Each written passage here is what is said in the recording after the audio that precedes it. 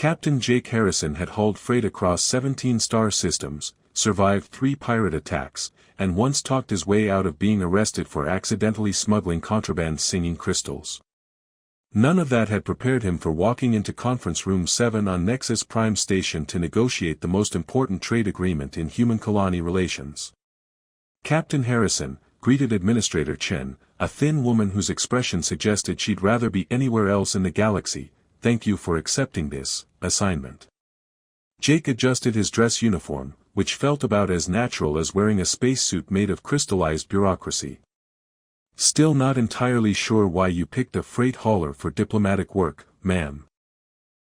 "Because actual diplomats have managed to offend the Kelani so thoroughly that they refuse to meet with anyone from the diplomatic corps," Chen replied with the kind of exhaustion that came from watching months of careful negotiations collapse into spectacular failure.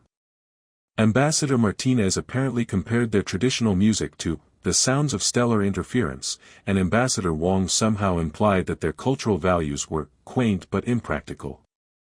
Ouch, Jake winced. "I take it that didn't go over well." The Kelani delegate, Zara Keth'var, informed our embassy that she would only consider further negotiations if we sent someone who actually understood practical interstellar commerce rather than pompous theorists who wouldn't recognize honest work if it bit them on their diplomatic posteriors. Chen consulted her tablet. "Since you're one of the few humans who's actually worked alongside Kelani crews and speaks their language fluently, you're our last hope."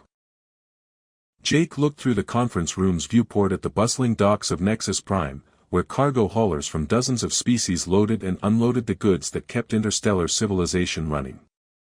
Somewhere out there, Kelani freighters were carrying resources that human colonies desperately needed, while human ships transported manufactured goods that Kelani worlds couldn't produce themselves. The economics were straightforward, they needed each other. The politics, apparently, were considerably more complicated. "What exactly am I negotiating?" Jake asked. "Continued access to Kelani rare earth minerals in exchange for human agricultural technology and manufactured goods. Without this agreement, 17 human colonies will face severe resource shortages, and the Kelani will lose their primary source of advanced farming equipment." Chen's expression grew grimmer. "Both sides need this deal, but formal diplomacy has failed completely. Your job is to convince Zara Keth'var that humans are worth doing business with." "No pressure at all," Jake muttered. The conference room door chimed, and Jake turned to see his first Kelani in a formal diplomatic setting. Zara Keth'var was tall and elegant, with the characteristic elongated ears that marked her species, wearing robes that managed to be both practical and ceremonial. Her dark hair was arranged in an intricate style that probably had cultural significance Jake didn't understand, and her expression carried the kind of professional courtesy that suggested she was prepared to be disappointed by yet another human diplomat. "Captain Harrison," she said in accented but flawless standard, offering the traditional Kelani greeting gesture. "I am Zara Keth'var of the Kelani Trade Consortium. I trust you are prepared to discuss substantive matters rather than abstract diplomatic philosophies." Jake attempted to return the greeting gesture, managed to get it approximately right, and immediately felt like he was performing surgery with work gloves. "Ms. Keth'var, thank you for agreeing to meet with me. I should probably mention up front that I'm not actually a diplomat." One of Zara's elongated ears twitched slightly, an expression Jake recognized from his time working with Kelani dock crews, though he couldn't remember if it indicated amusement, irritation, or something else entirely. "Yes, I was informed that you are a freight captain," she said, settling into her chair with fluid grace. "An interesting choice for trade negotiations." "Desperate choice might be more accurate," Jake replied, consulting his prepared notes while trying to remember the proper forms of address for Kelani officials. "But I've been hauling cargo on Kelani trade routes for 8 years, so I understand the practical side of what we're discussing." "Practical experience is preferable to theoretical expertise," Zara observed, though her tone remained carefully neutral. "Shall we proceed with your government's proposals?" Jake launched into the prepared talking points, explaining human agricultural innovations and manufacturing capabilities while trying to navigate the complex etiquette requirements that had been hastily crammed into his head during the flight to Nexus Prime. The more he talked, the more he realized how little he actually understood about formal Kelani culture, despite his years of working with their freight crews. The hydroponic systems we're offering represent a 30% increase in crop yields, he said, reading directly from his notes, which would significantly enhance your people's. He consulted his cultural briefing materials. Harmonious relationship with the natural abundance of your homeworlds. Both of Zara's ears drooped slightly, and Jake was pretty sure that wasn't a positive sign. Captain Harrison, she said with patience that sounded increasingly strained, are you reading from a prepared script? Yes, and it's going about as well as you'd expect, Jake admitted, setting down his notes in defeat. Look, Ms. Keth'var, I'm obviously out of my depth here. I know cargo manifests and shipping schedules, not diplomatic protocol. But I also know that your people produce the best rare earth crystals in the galaxy, and my people make farming equipment that could revolutionize your agricultural sector. We need each other, even if I can't express it in whatever fancy language diplomats are supposed to use. Zara's expression shifted slightly, though Jake couldn't interpret the change. Continue. The Kelani crews I've worked with are the most professional, efficient partners I've encountered in 17 years of freight hauling, Jake said, abandoning his prepared remarks entirely. Your people understand the value of honest work and reliable partnerships. My people, well, we're good at solving practical problems and building things that actually work instead of just looking impressive. And you believe this forms the basis for expanded trade relations? I believe it forms the basis for not letting political stupidity interfere with mutually beneficial business relationships, Jake said, then immediately wondered if calling diplomatic failures political stupidity was appropriate in formal negotiations. One of Zara's ears twitched again, and this time Jake was almost certain it indicated amusement. Your approach is refreshingly direct, she said. Though I confess surprise at your government's decision to abandon traditional diplomatic protocols. Traditional diplomatic protocols got us into this mess, Jake pointed out. Maybe it's time to try something different. Zara was quiet for several moments, studying him with the kind of careful attention that made Jake acutely aware of how unprepared he was for this entire situation. Finally, she spoke with what might have been the first hint of genuine interest in her voice. Very well, Captain Harrison. Let us discuss practical matters. What specific problems are you hoping these trade agreements will solve? The next morning's negotiations went marginally better than the previous day's disaster, mainly because Jake had given up any pretense of following diplomatic protocol and was treating the meeting like a particularly complex cargo manifest review. Zara seemed to appreciate his direct approach to problem solving, even if she maintained the formal courtesy that Jake was beginning to suspect was her professional armor. The shipping routes through the Vegas sector are causing significant delays, Jake explained, pulling up holographic trade charts. Your crystal exports are sitting in warehouses for weeks while human agricultural equipment rots in transit. We're both losing money on storage fees. The delays stem from inadequate port facilities, Zara replied, her tone warming slightly as they discussed practical concerns rather than abstract policy. Human stations lack the specialized handling equipment required for crystal storage. Right, but we could fix that. My company's installed crystal-safe storage systems on 17 stations over the past 5 years. Jake highlighted the relevant data. The technology exists, we just need the economic incentives to implement it widely. Zara's ears perked up with genuine interest, and Jake felt a small surge of hope that he might actually be competent at this negotiation business.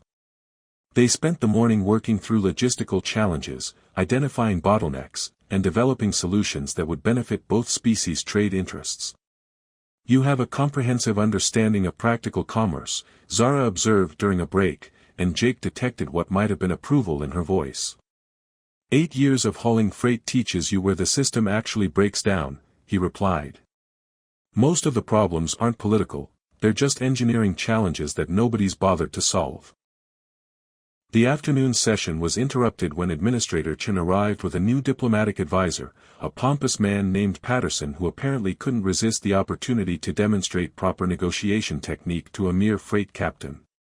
Ms. Keth'var, Patterson said with the kind of condescending smile that made Jake's teeth itch, "I'm here to ensure that Captain Harrison doesn't inadvertently compromise the sophisticated diplomatic frameworks we've spent months developing."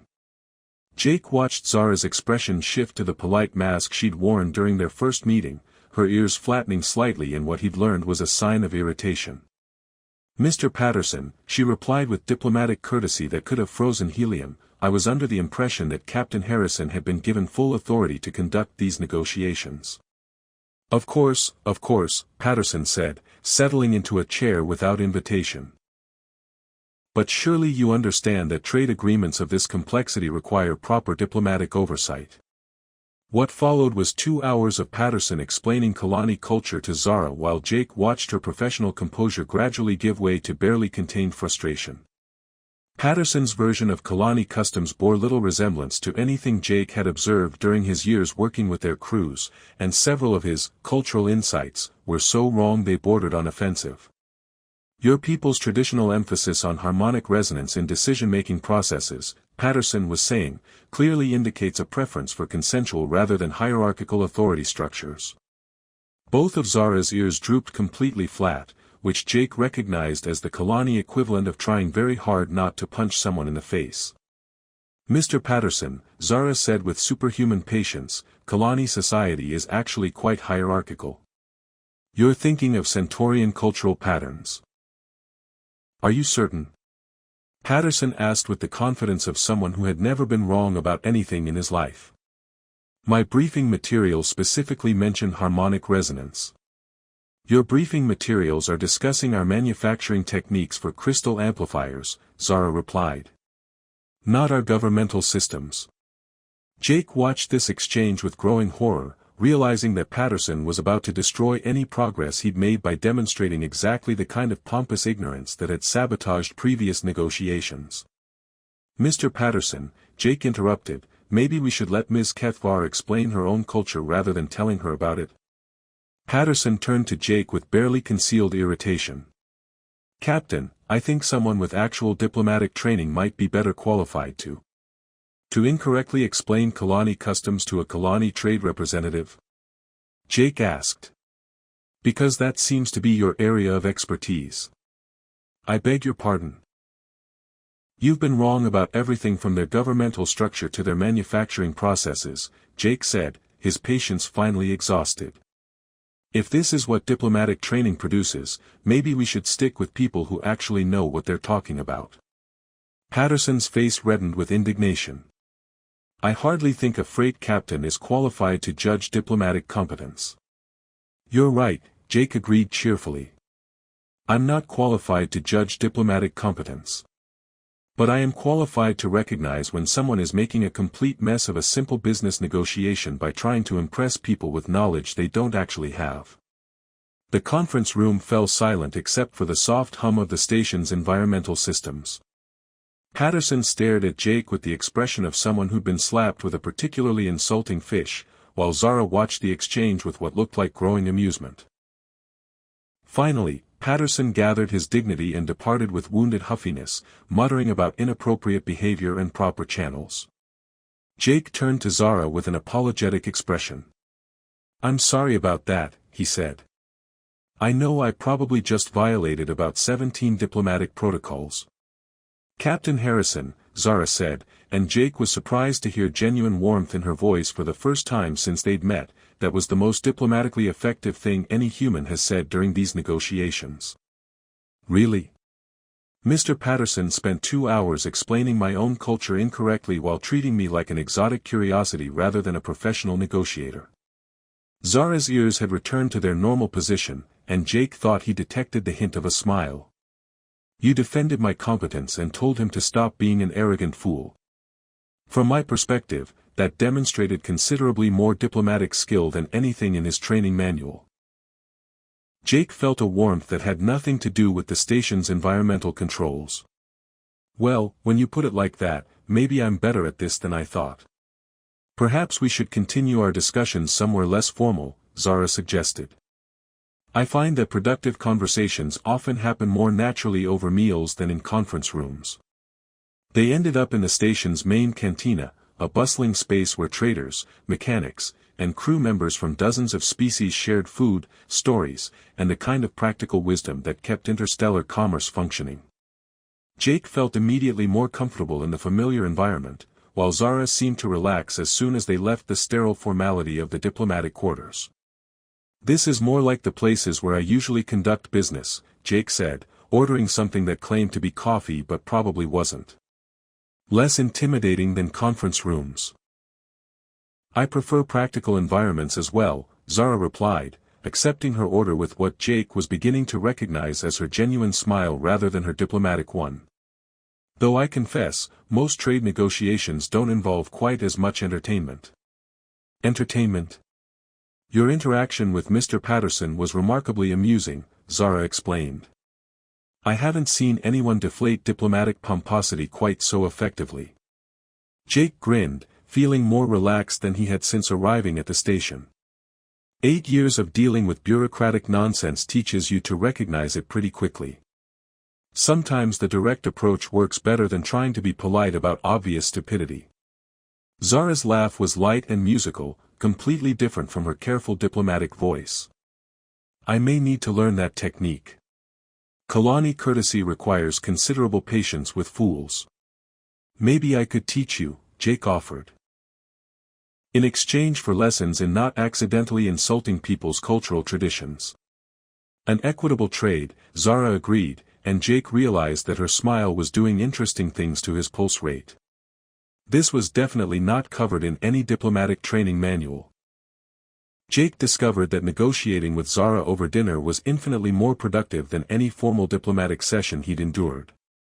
Away from the sterile conference rooms and bureaucratic oversight, she was funny, sharp-witted, and refreshingly practical about the realities of interstellar trade. "The real problem," she was saying over what the cantina optimistically called Centaurian stir-fry, "is that both our governments treat trade negotiations like abstract policy exercises rather than practical business arrangements." "Right," Jake agreed, gesturing with his fork for emphasis.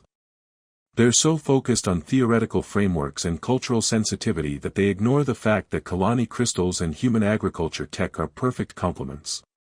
Your people need reliable food production, we need rare earth minerals. This should be the easiest deal in the galaxy." "Should be," Zara said with amusement. "Instead, we have diplomats explaining my own culture to me while proposing trade terms that make no economic sense." Jake took another bite of his meal, which tasted like someone had attempted to cook with ingredients from 17 different star systems without actually understanding what any of them were supposed to taste like. "Speaking of cultural misunderstandings, I should probably apologize for most of what happened in our first meeting. I was trying so hard to follow the protocol briefings that I ended up sounding like a badly programmed translation computer." "Your attempt at formal Kelani courtesy was creative," Zara said diplomatically. "Creative is a polite way of saying, completely wrong, isn't it?" "Completely and spectacularly wrong," Zara confirmed with a grin that made Jake's chest do something complicated. "Though your sincerity was obvious, which counts for considerably more than perfect protocol." They spent the evening trading stories from their respective careers, Jake's tales of cargo mishaps and mechanical failures balanced by Zara's experiences navigating bureaucratic absurdities and cultural misunderstandings in her role as a trade representative. Jake found himself genuinely impressed by her intelligence and adaptability, while Zara seemed to appreciate his straightforward approach to problem-solving.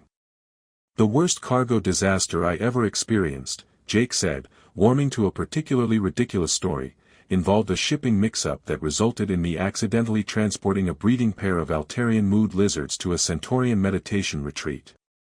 "Mood lizards?" Zara asked, her ears perking up with interest.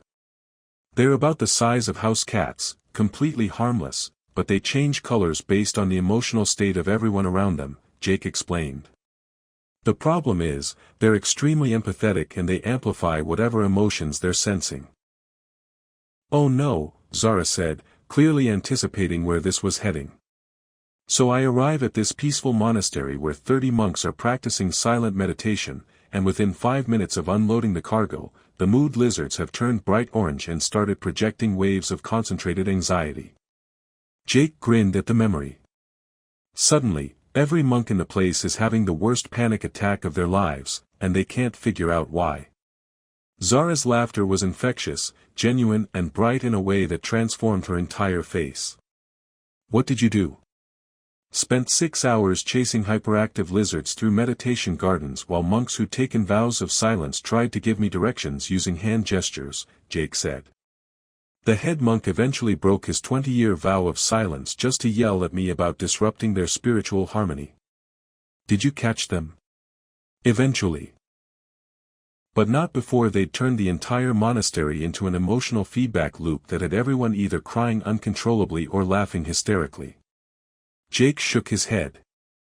The monks refused to speak to me for the rest of the delivery, which was probably for the best considering what I'd accidentally done to their peace and tranquility. Zara was laughing so hard she had tears in her eyes, her formal composure completely dissolved in genuine mirth. Jake felt a warmth that had nothing to do with the cantina's environmental controls and everything to do with the way she looked when she laughed, unguarded, joyful, and absolutely beautiful. That, she said when she finally caught her breath, is the most ridiculous cargo story I've ever heard. I have worse ones, Jake warned. 8 years of freight hauling generates a lot of material. I would love to hear them, Zara said, and Jake caught something in her tone that suggested she meant more than just professional interest. They talked until the cantina began to empty, their conversation flowing naturally from trade concerns to personal experiences to the kind of easy banter that Jake hadn't experienced with anyone in years. Zara was smart, funny, and refreshingly direct when she wasn't maintaining her diplomatic facade. I should probably return to my quarters, she said finally, though she made no move to leave. Tomorrow's negotiations will require considerable preparation. Probably, Jake agreed, equally reluctant to end the evening. Though I'm hoping they'll be less formal than today's disaster. After your performance with Mr. Patterson, I suspect formal diplomacy is no longer an option, Zara said with amusement. You've thoroughly scandalized the diplomatic corps. Good, Jake said firmly. Maybe they'll leave us alone to actually solve problems instead of creating new ones. They walked together through the station's corridors, past the bustling commercial districts and toward the diplomatic quarters where they were both staying. The easy conversation continued, neither wanting to acknowledge that the evening was ending. Jake, Zara said as they reached the intersection where their paths diverged, using his first name for the first time since they'd met. Thank you for tonight. It's been refreshing to discuss trade matters with someone who understands practical realities. Thank you for being patient with my complete ignorance of proper diplomatic behavior, Jake replied. And for laughing at my ridiculous stories instead of filing a cultural sensitivity complaint. Your stories are considerably more entertaining than most diplomatic entertainment, Zara said with a smile that made Jake's pulse quicken. I haven't laughed like that in months. They stood in the corridor for a moment, the easy companionship of the evening settling into something more charged with possibility. Jake found himself acutely aware of her proximity, the way the station's lighting caught the elegant angles of her face, the warmth in her dark eyes. Zara, he said, using her name carefully, would you like to continue this conversation somewhere more private? Her ears twitched slightly, and Jake held his breath, uncertain whether he'd just crossed a line or opened a door. Captain Harrison, she said softly, her formal tone returning but without the earlier coolness, are you suggesting what I think you're suggesting? I'm suggesting that I'd like to spend more time with you, Jake said honestly. Away from trade negotiations and diplomatic protocols. Just, us. Zara studied his face with the same careful attention she'd shown during their business discussions, as if evaluating the sincerity of his proposal. Finally, a slow smile spread across her features. Shall we go upstairs, she asked, her voice carrying invitation and promise in equal measure. Jake felt his heart rate spike as he realized that the evening was far from over. I thought you'd never ask.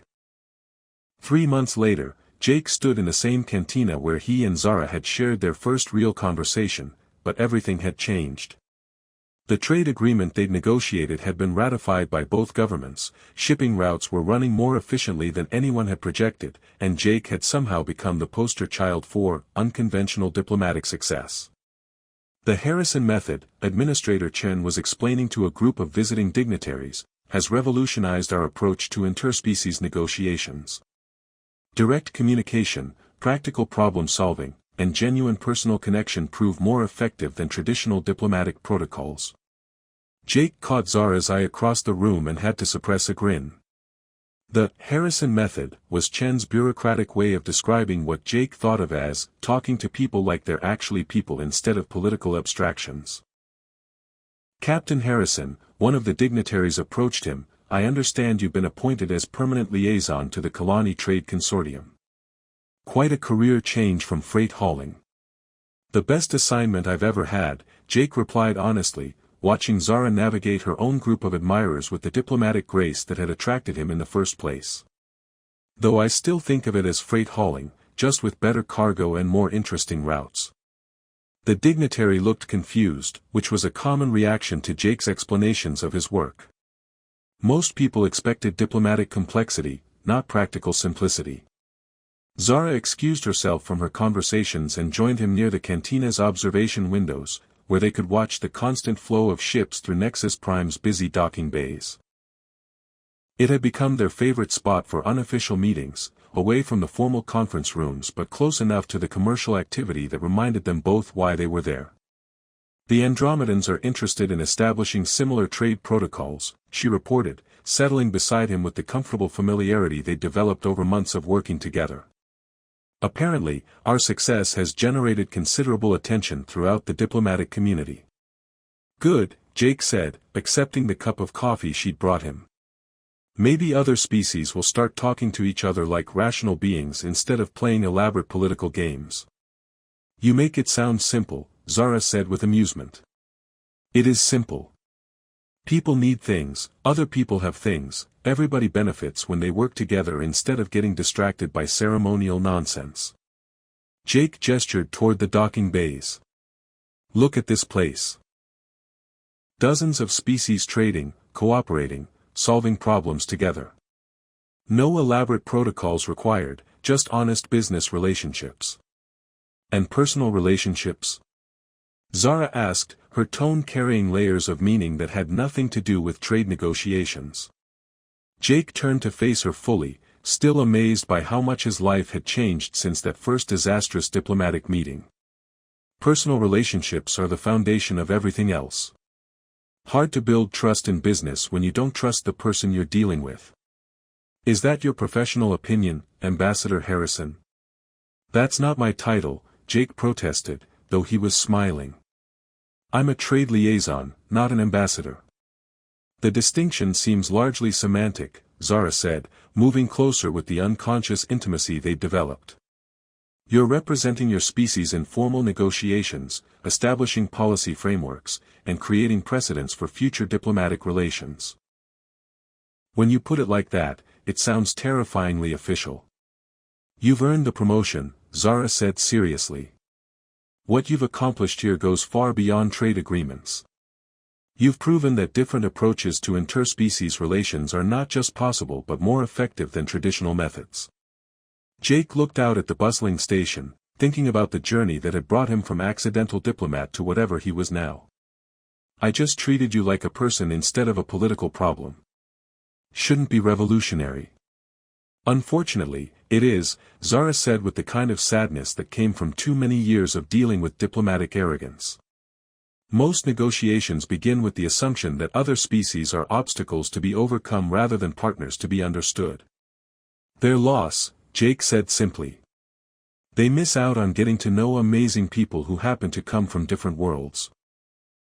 Zara's smile was warm with affection and something deeper that still made Jake's heart race despite months of partnership. Speaking of personal relationships, I have news. Good news, I hope. The Kelani Trade Consortium has offered me a permanent position as Director of Interspecies Commerce, she said, her ears twitching with excitement.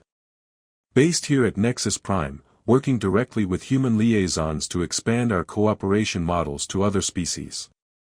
Jake felt a surge of joy that had nothing to do with professional success and everything to do with the woman beside him. That's incredible, Zara.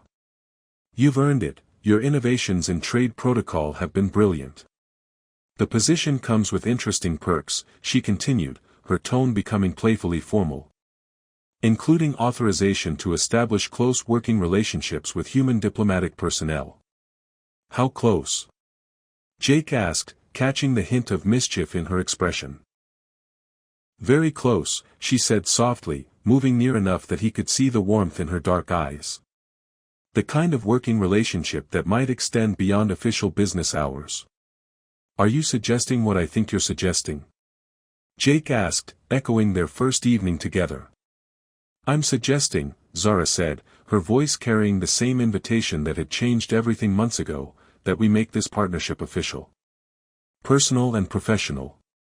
Jake felt the same thrill he'd experienced that first night, amplified by months of growing love and respect for the incredible woman who transformed his accidental diplomatic career into the most meaningful work of his life. Zara, he said seriously, taking her hands in his, are you asking me to marry you? I'm asking you to build a life with me, she replied with the directness he'd come to love. Here at Nexus Prime, working together to prove that different species can not only cooperate but genuinely care for each other. In that case, Jake said, pulling her into his arms, the answer is absolutely yes. Their kiss was interrupted by applause from the cantina's other patrons, who'd apparently been watching their conversation with the kind of interest that came from witnessing the continuation of a love story that had become legendary throughout the station. Ladies, gentlemen, and assorted beings, called the cantina's manager, a cheerful Centaurian who'd become fond of Jake and Zara's regular visits, drinks are on the house for the couple that proved love conquers diplomatic protocol. The celebration that followed was spontaneous and joyful, with traders and crew members from dozens of species toasting the success of both the trade agreements and the relationship that had made them possible. Jake found himself surrounded by people congratulating him not just on his diplomatic achievements but on finding love in the most unexpected circumstances. Captain, said a Kelani freighter pilot Jake recognized from his cargo hauling days, you've done more for human Kelani relations in 6 months than the diplomatic corps managed in 6 years. I just talked to people like they were people, Jake replied, the same explanation he'd given dozens of times. Exactly, the pilot said with a grin. Revolutionary concept.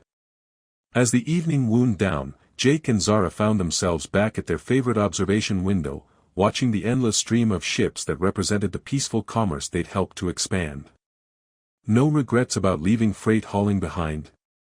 Zara asked, settling into his arms with contentment that felt like coming home.